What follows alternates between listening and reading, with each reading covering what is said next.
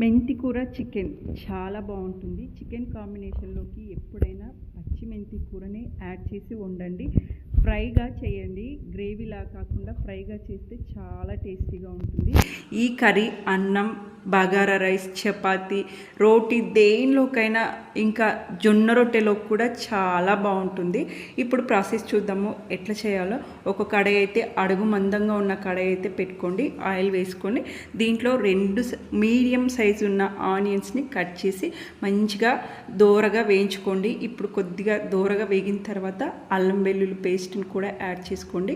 అల్లం వెల్లుల్లి పేస్ట్ వేసిన తర్వాత పచ్చివాసన పోయిన తర్వాత టమాటోని కూడా యాడ్ చేసుకోండి. టమాటో వేసిన తర్వాత బాగా మగ్గిన తర్వాత పసుపుని 1/2 టీ స్పూన్ వరకు వేసుకోండి. ఇది బాగా మగ్గిపోయిన తర్వాత కొద్దిగా కరివేపాకు, కొంచెం కరివేపాకు మంచిగా స్మెల్ వస్తుంది, చికెన్కి మంచి స్మెల్ ఇంకా పడుతుంది కాబట్టి కరివేపాకుని ఖచ్చితంగా యాడ్ చేసుకోండి. ఇదే స్టేజ్లో చికెన్ యాడ్ చేసుకోండి. వాటర్ లేకుండా చికెన్ని మొత్తం క్లీన్ చేసుకొని వంపేసుకొని చికెన్ అయితే దీంట్లో వేసుకోండి. చికెన్ ఒక 10 నిమిషాల పాటు మూత పెట్టేసి మంచిగా మగ్గనివ్వండి.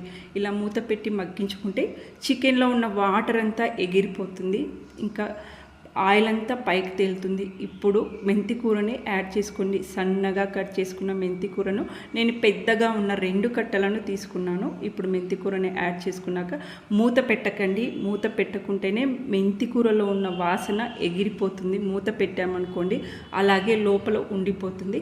మూత పెట్టకుండా మగ్గనిచ్చిన తర్వాత దీంట్లో ఉప్పు, కారం 2 వేసుకోండి. 2 వేసుకున్న తర్వాత ఆయిల్ కొంచెం సపరేట్ అవుతుంది. ఆ టైంలో నేను చూపిస్తున్న గరం మసాలాను ప్రిపేర్ చేసుకోండి. ఈ మసాలా అయితేనే చాలా బాగుంటుంది మెంతి కూర చికెన్కి. ఒక 4-5 కాజు, స్టార్ పువ్వు, ఇంకా చెక్క, లవంగ, ఇలాచి, కొద్దిగా ధనియాల పౌడర్ దీంట్లోనే యాడ్ చేసుకుంటున్నాను, కొద్దిగా చికెన్ మసాలా పౌడర్. ఇవి మొత్తం మంచిగా మిక్సీ పట్టేసి కొద్దిగా ఎండు కొబ్బరి కూడా వేయండి. ఎండు కొబ్బరి చికెన్ కాంబినేషన్లోకి చాలా బాగుంటుంది. ఇది పౌడర్ చేసుకొని చికెన్లో అయితే కలిపేయండి. ఇది మంచిగా చికెన్ కుక్ అయిన తర్వాత పచ్చివాసన గరం మసాలా పోయిన తర్వాత ఒక 2 నిమిషాల పాటు మూత పెట్టేసి మగ్గిన తర్వాత ఆయిల్ అంతా సపరేట్ అయిపోయింది. ఎంతో టేస్టీగా ఉండే చికెన్ మెంతి కూర అయితే రెడీ అయిపోతుంది.